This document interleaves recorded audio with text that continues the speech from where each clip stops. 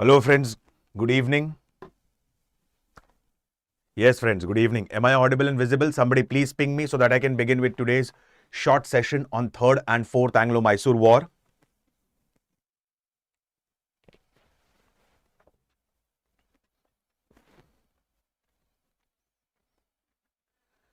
Hello everyone. Just hold on for a second guys. Yes. Hello everyone. Hi, this is Alok Ojha. Welcome to StudyIQ English. We are going through series of important wars, and by now we have covered different aspects of the Anglo-Carnatic Wars, then Battle of Plassey, Battle of Panipat, then Battle of Buxar, and now we are going through Anglo-Mysore Wars. In yesterday's session, we had covered the first and the second Anglo-Mysore War, and in today's session, just hold on. And in today's session, we are going to throw light precisely on 3rd and 4th Anglo-Mysore War. Okay, Vardhan, thank you. So, without wasting any more time, let's understand the 3rd and 4th Anglo-Mysore War. Aspirants, those who are new to the platform, let me inform you one important thing, that I have already covered ancient Indian history, medieval Indian history, and modern Indian history as a part of YouTube. Apart from this, you can download the PDF of these sessions from my Telegram channel, history_Alok Ojha. I repeat the name of the Telegram channel, history_Alok Ojha. Clear? Now, without wasting any more time, let's begin with the 3rd and the 4th Anglo-Mysore War. My friends, we had seen about the first Anglo-Mysore War. The first Anglo-Mysore War, it began in 1766 and ended around 1769 with a treaty which was referred as Treaty of Madras. Apart from this, the second Anglo-Mysore War, it began in 1780 and ended around 1784 with the Treaty of Mangalore. And it is said that Hyder Ali passed away in 1782 due to cancer. And the new ruler of Mysore Sultanate now was his son Tipu Sultan. Now, 3rd Anglo-Mysore War is very, very important and crucial from the perspective of the examination, because after 3rd Anglo-Mysore War, there was a treaty that was signed. And that treaty is referred as Treaty of Seringapatam. And Treaty of Seringapatam was considered as one of the most humiliating treaty for Tipu Sultan. Why? Because Mysore Sultanate was just left with 50% of its territory after the 3rd Anglo-Mysore War. So, before we understand about the Treaty of Seringapatam, we need to understand what were the important reasons for 3rd Anglo-Mysore War. Clear? So, like the previous sessions, here again we will go in a gradual step-by-step manner for easier understanding of the concepts. So, it's a request to all of you. Please listen to me carefully, please listen to me patiently so that you can understand the concept in quite depth and detail. Yes, Meghalaya, good evening. Now, 3rd Anglo-Mysore War. As discussed previously, 3rd Anglo-Mysore War, it began in 1790. Okay? The 3rd Anglo-Mysore War began in 1790. And the second Anglo-Mysore War, it ended around 1784. So what happened within a span of 6 years that again English East India Company and the Mysore Sultanate, they are against each other. Now let's understand about this. To the south of Mysore is Cochin, and to the south of Cochin is Travancore. Try and understand this. To the south of Mysore, this is Mysore as you can see on the map. And to the south of Mysore was Cochin, and to the south of Cochin was Travancore. It is said that Tipu Sultan, he had attacked the region of Cochin, and later on Cochin, the ruler of Cochin, he had become the feudatory of Tipu Sultan or Mysore Sultanate. Simple words, he had accepted the suzerainty of Mysore Sultanate, that is the Tipu Sultan. Now to the south of Cochin was the region of Travancore. So already Tipu Sultan has conquered the region of Cochin. So probably Tipu Sultan might have an eye over the region of Travancore. Okay? Since he has already conquered the region of Cochin, his next target might be Travancore. So ruler of Travancore, Maharaja Dharmaraj. Okay, his name was Maharaja Dharmaraj. Now he got a bit cautious and he wanted to protect his territories. So what did he do? He started constructing a line. Okay, and he started constructing a fortification wall on the borders of Travancore and Cochin. So this fortification wall is referred as Travancore lines or Neddum Kotta lines. Okay, I'll repeat the concept again. Pay attention carefully, everyone. To the south of Mysore was Cochin. To the south of Cochin was Travancore. Tipu Sultan had already defeated the ruler of Cochin and made him his feudatory. Then, probably it is said that Tipu Sultan might have an eye over the region of Travancore. And the ruler of Travancore was Maharaja Dharmaraj. So he wanted to protect his territory from the incursions and invasions of Tipu Sultan. So he started the fortification efforts or started constructing a fortification wall on the borders of Cochin and Travancore. And that fortification wall was referred as Travancore lines or Neddum Kotta lines. Okay. Now, while constructing the wall, Maharaja Dharmaraj realized one thing, that there are certain forts which are not under the control of Cochin or Travancore either. Okay. And there were two important forts. One was the fort of Kannanur and second important fort was the fort of Jalakottan. I repeat, specifically, there were two important forts. One was the fort of Jalakottan and second important fort was the fort of Kannanur. So while construction of Neddum Kotta lines or Travancore lines, Maharaja Dharmaraj realized that these two forts are necessary to be undertaken if you have to complete the construction of the fortification wall. And these two forts, that is the fort of Jalakottan and the fort of Kannanur, they were under the possessions of Dutch East India Company. As we had discussed previously, after the Battle of Colonial that was fought in 1741, Dutch East India Company was ousted from India. Correct? Like it is said that as per many historians, the Battle of Colonial that was fought in 1741 was the last nail in the coffin of Dutch East India Company in India. Okay, and finally they settled at a place called as Ambon in Indonesia, which was their permanent colony. But still, there were certain splintered territories of Dutch East India Company in India. Among them included the two forts Jalakottan and Kannanur. So Maharaja Dharmaraj thought that if I have to complete the construction of Neddum Kotta lines or Travancore lines, I have to purchase these two forts from whom? I have to purchase these two forts from Dutch East India Company. So he purchased these two forts from Dutch East India Company and continued the construction of the fortification wall referred as Neddum Kotta lines. Okay.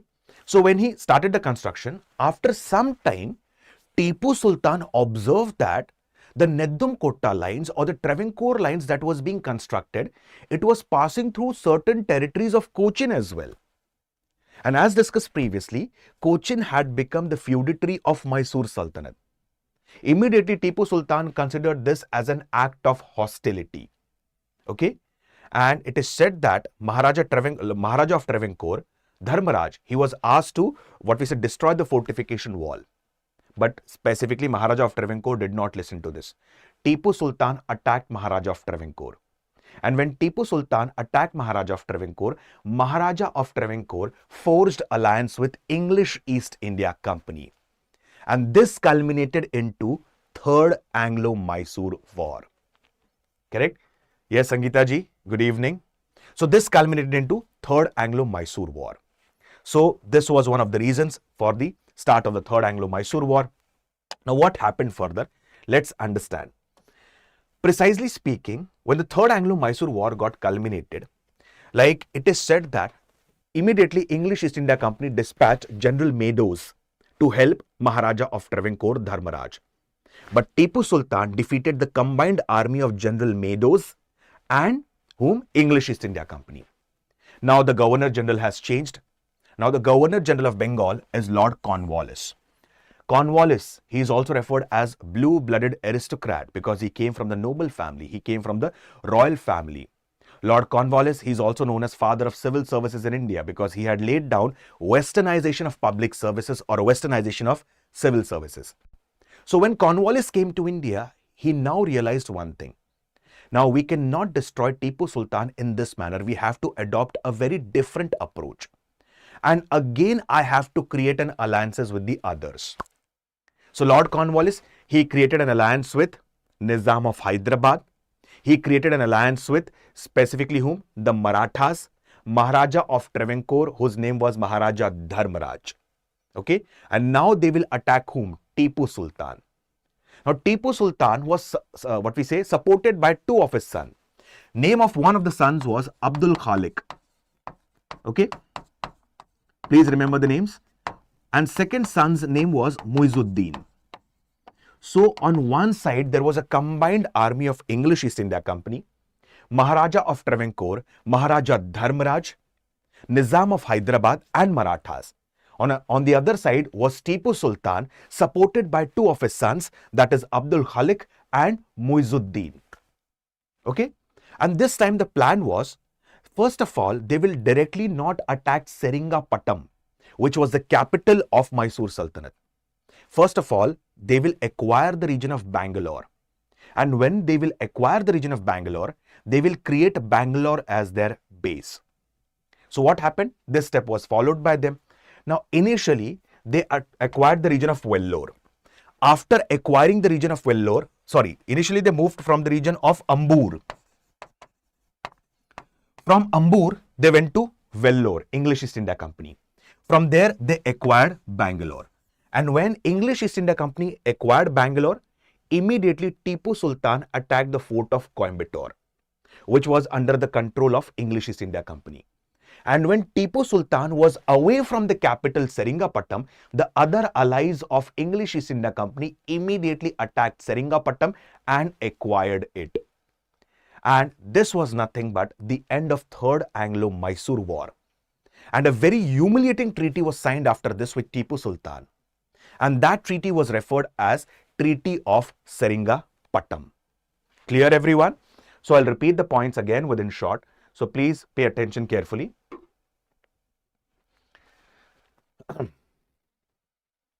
As we have discussed previously here itself, to the south of Mysore was Cochin, to the south of Cochin was Travancore. Okay, and at that time, the region of Cochin was acquired by Tipu Sultan. After some time, Tipu Sultan might have an eye over the region of Travancore. So Maharaja of Travancore, Maharaja Dharmaraj, started a fortification effort on the borders of Cochin and Travancore. So for that purpose, he purchased two important forts, that is fort of Jalakottan and Kannanur from Dutch East India Company. Now, Tipu Sultan, he accused Maharaja Dharmaraj that these two forts are passing through the regions of Cochin and you should stop the fortification effort. But Maharaja Dharmaraj did not listen to Tipu Sultan. Finally, what happened? Tipu Sultan attacked Maharaja Dharmaraj. Maharaja Dharmaraj approached English East India Company, and from here culminated the Third Anglo-Mysore War. Clear? Now, initially, from the side of English East India Company, General Meadows come to help. But General Meadows was being defeated by Tipu Sultan. Now, Lord Cornwallis thought that we have to adopt a very different approach to deal with Tipu Sultan. So Lord Cornwallis, he made an alliance with Nizam of Hyderabad, Marathas and Maharaja Dharmaraj. And first of all, their plan was not directly to acquire Seringapatam. Their plan was initially, we will go through the region of Ambur. From Ambur, we will acquire Vellore. And from there, we will acquire Bangalore. And we will create Bangalore as our base. Okay? So that we can divert Tipu Sultan. So when Bangalore was acquired, Tipu Sultan acquired the fort of Coimbatore, which was under English East India Company. Okay? Now further what happened? When Tipu Sultan was busy in besieging the fort of Coimbatore, the other allies of English East India Company, that is Nizam of Hyderabad and Marathas, they attacked the region of Seringapatam and acquired it. Finally, the Third Anglo-Mysore War, it ended with a treaty which was referred as Treaty of Seringapatam. And Treaty of Seringapatam, it was considered as one of the most humiliating treaty for Tipu Sultan. Okay? Now what happened?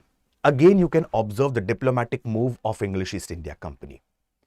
Tipu Sultan, after the Treaty of Seringapatam, was just left with 50% of his territories. The rest 50% of the territory was being acquired and distributed between the allies of English East India Company, that is Nizam of Hyderabad and Marathas. Okay. Now, precisely speaking, English East India Company took over the region of Baramahal, Dindigul and Malabar.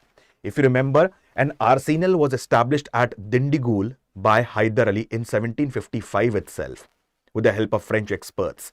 Then, Marathas acquired the region between the Tungabhadra river and its tributary. On the other hand, Nizam of Hyderabad acquired the region specifically from Krishna to Pennar river.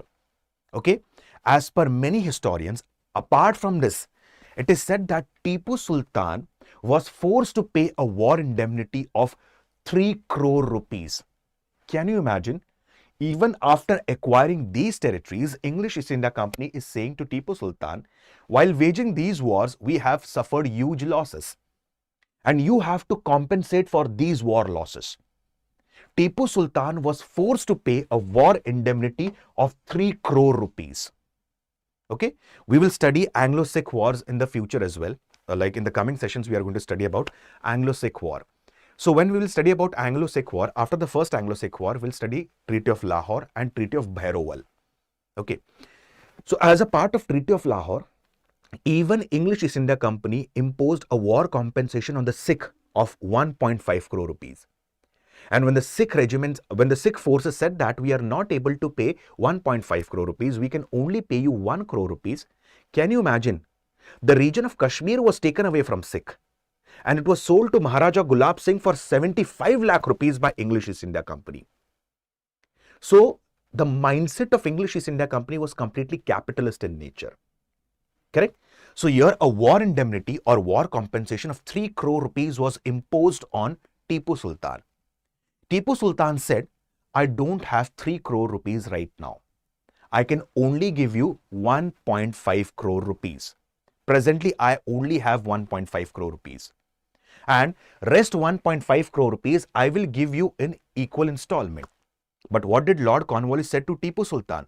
Don't worry, you pay us 1.5 crore rupees now. You pay us 1.5 crore rupees later on. But till that time, you have to keep 2 of your sons as hostages. That is, Abdul Khalik and Muizzuddin, 2 of the sons of Tipu Sultan, were kept as hostages by English East India Company. Finally, when Tipu Sultan gave the rest 1.5 crore rupees, the 2 sons of Tipu Sultan were released. So this treaty of Seringapatam, it was a very, very humiliating treaty for Tipu Sultan. Okay. So it was nothing but a kind of a humiliation for Tipu Sultan. And this is nothing but Third Anglo-Mysore War. Hope so the point is clear about the Third Anglo-Mysore War followed by Treaty of Seringapatam which was signed. Is that clear to all of you? Please answer in the comment section. And then I'll start with the Fourth Anglo-Mysore War. Okay, just give me a second. Just a second, guys. Okay.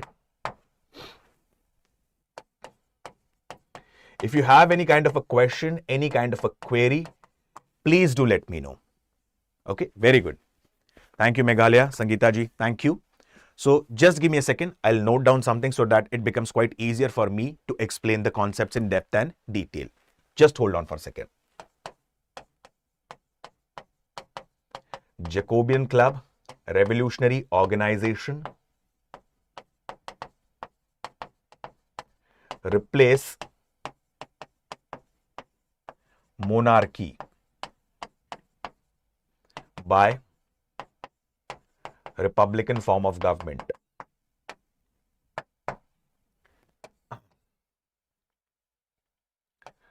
Tipu,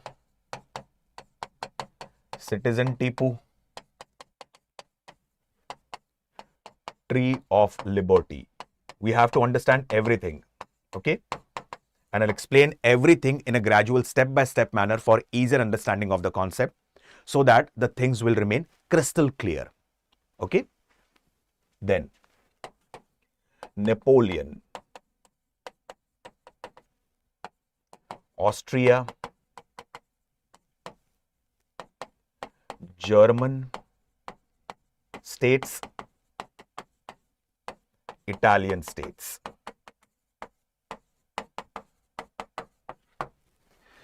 Now, my friends, please listen to me carefully. I'll explain everything in a gradual step-by-step manner, and you have to understand all these aspects if you have to understand the Fourth Anglo-Mysore War. Okay? As seen previously, the First Anglo-Mysore War began in 1766 and ended in 1769 with the Treaty of Madras. The Second Anglo-Mysore War began in 1780 and ended in 1784 with the Treaty of Mangalore. In fact, in 1782, Hyder Ali passed due to cancer. He died due to cancer.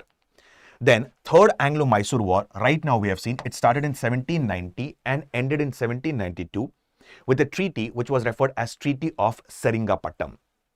Now, the Fourth Anglo-Mysore War, it started in 1799, and this war, it started in April 1799 and ended on 4th May 1799. So, as per many historians, the Fourth Anglo-Mysore War just lasted for 17 days. Now, what happened again within a span of 7 years, that again English East India Company and Tipu Sultan are against each other. Let's understand about this. As discussed previously, that Treaty of Seringapatam was signed after Third Anglo-Mysore War, and it was a humiliating treaty for Tipu Sultan. Correct? Like it is said that apart from ceding 50% of his territories to Marathas, English East India Company and Nizam of Hyderabad, he also had to pay a war indemnity or a war compensation of 3 crore rupees. Out of which Tipu Sultan paid 1.5 crore rupees immediately, and he said that I would be paying 1.5 crore rupees in installments at some later period. But Lord Cornwallis said that till that time you have to keep 2 of your sons, that is Abdul Khalik and Muizuddin, as hostages. Immediately he again paid 1.5 crore rupees to get the release of his sons. Now Tipu Sultan wanted to take the revenge of this humiliating treaty, that is Treaty of Seringapatam, at any cost. And he knew one thing, that Marathas are not going to support him, and they oftenly switched loyalties. Then specifically, Nizam of Hyderabad is not going to support the Mysore Sultanate. And apart from this, what happens here? Like, I have to form global alliances at this time. I have to forge alliances with French East India Company now. The same approach that was being followed by his father, Hyder Ali. So, I cannot expect to garner the support from the local rulers of India. And in that case, I required to form global alliances. And the best option at that time was French East India Company. Now, you'll study that in the world history precisely. Like, what were the major causes of French Revolution? Like, as a part of French Revolution or as a part of French society, like specifically the French society was divided into 3 important parts. The first part consisted of the clergy. These were the people who were associated with the state, and the population of clergy was approximately 1%. Then second estate, or the second part of the society of the French, included 2% of nobility. This included the ruling class, that is the king, nobles, ministers, magistrates, councillors, and so on. And 97% they were commoners, that is a common man. Now, what was a problem at that time? That is, clergy and nobility, they formed 3% of the French society at that time. And although they formed 3% of the French society, they had access to 80 to 90% of the resources. And the 97% common people, they had access just to 5 to 10% of the resources. On above of this, the people who, the 3% of the population who had access to 80 to 90% of the resources, they were exempted from payment of taxes. They did not have to pay a single penny as a tax. On the other hand, the entire tax burden fell on the shoulders of whom? It fell on the shoulders of the commoners. So some or the other day, they are going to revolt. And from there began the French Revolution. So as a part of French Revolution, there were different factions. Specifically we have studied in modern Indian history. As a part of modern Indian history, we have different factions: moderates, extremists, revolutionaries, Gandhian ideologicals. Correct? So who are moderates in India's freedom struggle? Those who believe that we want independence, but not all of a sudden, in a gradual step-by-step manner. and that too within the constitutional limits without any bloodshed. This was in India. Secondly, we have extremists, for example, Lala Lajpat Rai ji, Bal Gangadhar Tilak ji, Bipin Chandra Pal ji. All these were extremist leaders. What did they believe? We want independence and specifically not in a gradual manner. We do not want self-government, we want complete independence. Bal Gangadhar Tilak ji had said, Swaraj is my birthright and I will have it. Correct? So, precisely speaking, he said, Swaraj ha माझा जन्मसिद्ध अधिकार आहे आणि मी ते मिळवूनच राहणार. That was in Marathi. So, complete independence was a goal for the extremist. And for that case, even if we have to go beyond the extra constitutional limits, we will do that. Revolutionary, they had a very simple, what we say, ideological perspective. Eye for an eye. If they kill you, you kill them. If they beat you, you beat them. As simple as that.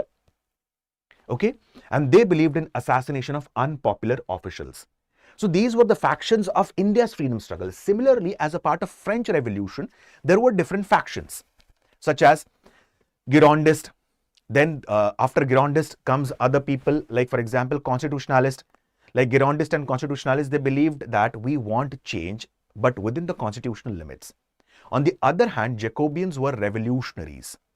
Okay, you will study about Robespierre. Robespierre was one of the famous personality who is associated with the French Revolution. Robespierre at that time had come up with reign of terror.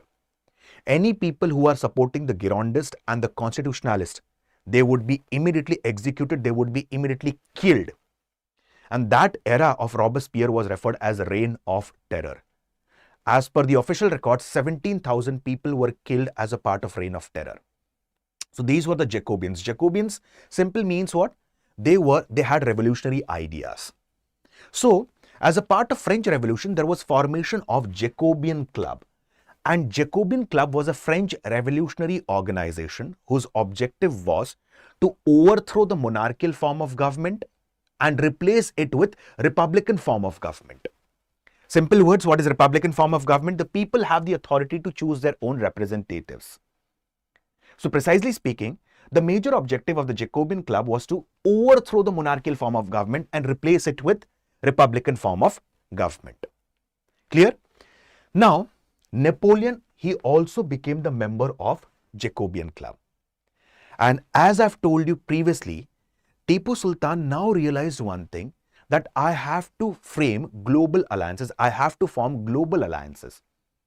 Because I cannot trust the rulers like the local rulers, because they will side either with the English East India Company or the allies of English East India Company. So at this particular point of time, it is necessary to form global alliances.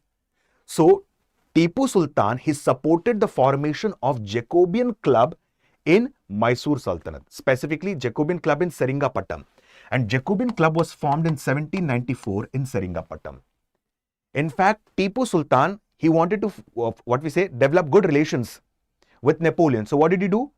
Apart from supporting the Jacobian Club, he himself became the member of Jacobian Club. He called himself as Citizen Tipu, and he also planted the Tree of Liberty in which place? Seringapatam. Now what happened further? Now Napoleon, he was hailed as a hero of France after defeating Austria. Now Germany and Italy, right from the start itself, they were not a country. Germany and Italy were splintered states. Okay, when all these splintered states came together after German unification and Italian unification, all together they became a different nation, that is Germany and Italy. But prior to this, there were splintered states which were referred as German states and splintered states which were referred as Italian states. And from 1792 to 1798, there was Austrian dominance over German states and Italian states. And in 1796, Napoleon attacked Austria. And when 1796, when Napoleon attacked Austria, Napoleon was hailed as the hero of France. In fact, he received a very grand welcome in Paris when he went back. Now, Napoleon's next target was Egypt. Okay. Now, why Napoleon's next target was Egypt? Let's understand about this. Now, Napoleon wanted to create Egypt as his base. And when he will acquire the region of Egypt, he will start attacking the territories of English East India Company in India. And this plan was completely liked by Tipu Sultan. So he had formed an alliance with Napoleon.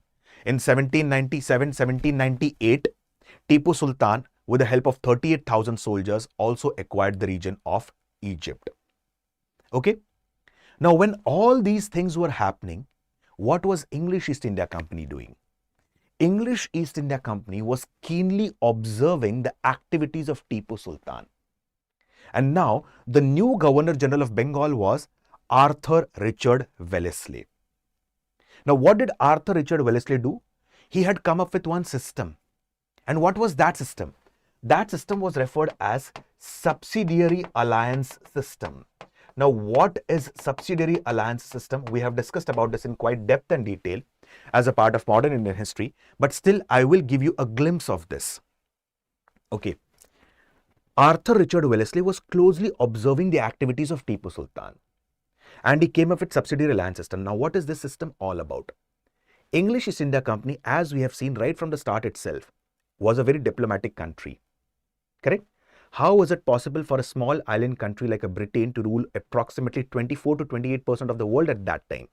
Because of its diplomatic skills, because of its policy of divide and rule. Correct? So Lord Wellesley, he observed one thing, that English East India Company not only has animosity with Nizam of Hyderabad or Mysore Sultanate or Marathas. In fact, there is internal squabble among themselves. Nawab of Arcot is fighting with Nizam of Hyderabad. Marathas are fighting with Nizam of Hyderabad. Marathas are fighting with Mysore Sultanate. So there is internal squabble among Indian rulers. So Arthur Richard Wellesley, he came up with Subsidiary Alliance System, and as a part of this system, what will happen? English East India Company said to these princely states that we will provide you the protection. I'll give you a small example. Now, Nizam of Hyderabad, he has fight with Marathas. He has fight with Mysore Sultanate. He has fight with Nawab of Arcot. Let's understand this with the help of an example. Okay. So, Nizam of Hyderabad, he has many enemies apart from English East India Company. So, English East India Company said to Nizam of Hyderabad, do not worry, we will provide you the protection. But you have to accept the Subsidiary Alliance System. As a part of Subsidiary Alliance System, since we people are providing you the protection, we would be referred as paramount power. And since we are providing protection to you, you would be referred as protected state. Accepted? Then, since we are providing you protection against the Marathas, Mysore Sultanate, Nawab of Arcot, you have to pay us something. So, the ruler who is accepting the Subsidiary Alliance System, he also need to pay to the English East India Company, that is a paramount power. Third important thing, you also need to cede certain part of a territory to us, so that our forces will remain in that territory and give you protection. Third important thing. Fourth important thing, you cannot enter into any kind of a friendly treaty with any other European power without the permission of English East India Company. You are free to solve your internal disputes and manage internal administration. So, Subsidiary Alliance System, in short, is nothing but surrendering one's sovereignty. And the first to accept the Subsidiary Alliance System was Nizam of Hyderabad. And in the coming years, there were many who accepted a Subsidiary Alliance System that was initiated by English East India Company, to be very precise, initiated by Lord Arthur Richard Wellesley. So, the first to accept was Nizam of Hyderabad, as we have discussed right now. Now, immediately Lord Arthur Richard Wellesley called Tipu and said, why don't you accept the Subsidiary Alliance System? Tipu said that I do not want to, I'm not interested in accepting the Subsidiary Alliance System, and I don't want any kind of a protection from English East India Company. Arthur Richard Wellesley wanted this itself. Meanwhile, like Tipu Sultan, he has not only formed global alliances with French East India Company, but also formed alliances with the rulers of Kabul, Mauritius, Arabia, and so on. Now, English East India Company. What happened? Again, a new diplomatic move by English East India Company. English East India Company said to Marathas and Nizam of Hyderabad, we will attack the territories of Tipu Sultan, and whatever territories are left, already 50% of the territories were conquered by 3 of them. So, whatever will be conquered, we will share equally. Okay. So, this was said by English East India Company, that is Lord Arthur Richard Wellesley.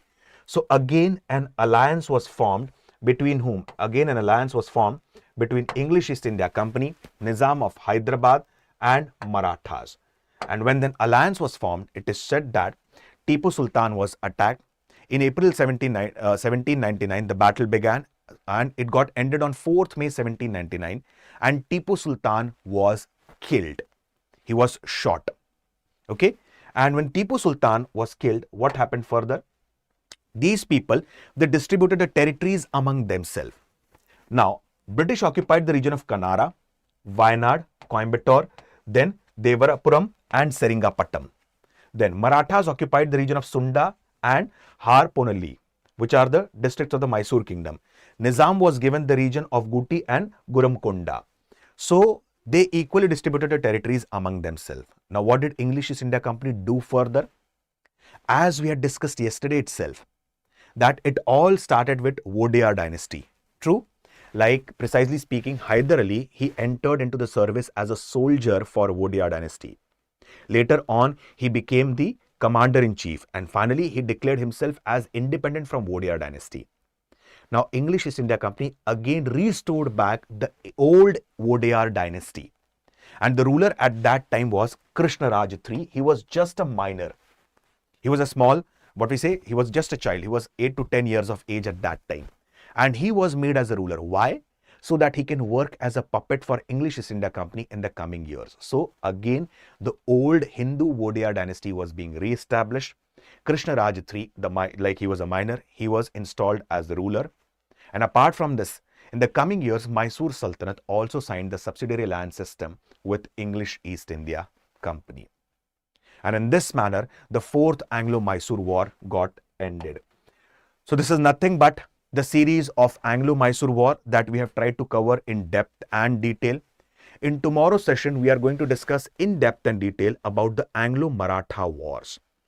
What was the reason for the first Anglo-Maratha War? In fact, tomorrow's session is again very, very important. Why? Because just as a part of first Anglo-Maratha War, there were 4 treaties. Okay, like it all began with the Treaty of Surat, followed by Treaty of Purandar, Treaty of Vadgaon, and finally ended with Treaty of Salbai. So tomorrow we are going to understand and throw light on the background of Anglo-Maratha Wars. Apart from background of Anglo-Maratha War, we'll throw light on the first Anglo-Maratha War.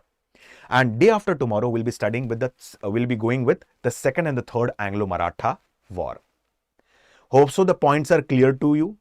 Please answer in the comment section. If you have any kind of a query, doubt or a question, please feel free to ask. My friends, StudyIQ IAS has come up with GS Foundation batch, P2I batch, and the admissions for the batches are closing on 10th of June. That is, the admissions are closing today. Okay. And the batches are for 2027 and 2028. It is completely based on a SMART model. Since the preparation of civil services requires a proper strategy, consistency and discipline. In very simple words, the preparation of civil services requires a SMART approach. And for that purpose, StudyIQ IAS has come up with SMART model for UPSC preparation, where the batches would be completely in a structured manner. For example, directly we won't be going with the foundation phase. First of all, we'll go through the basics. After basics, we'll go through the foundation phase and then with the advanced stage.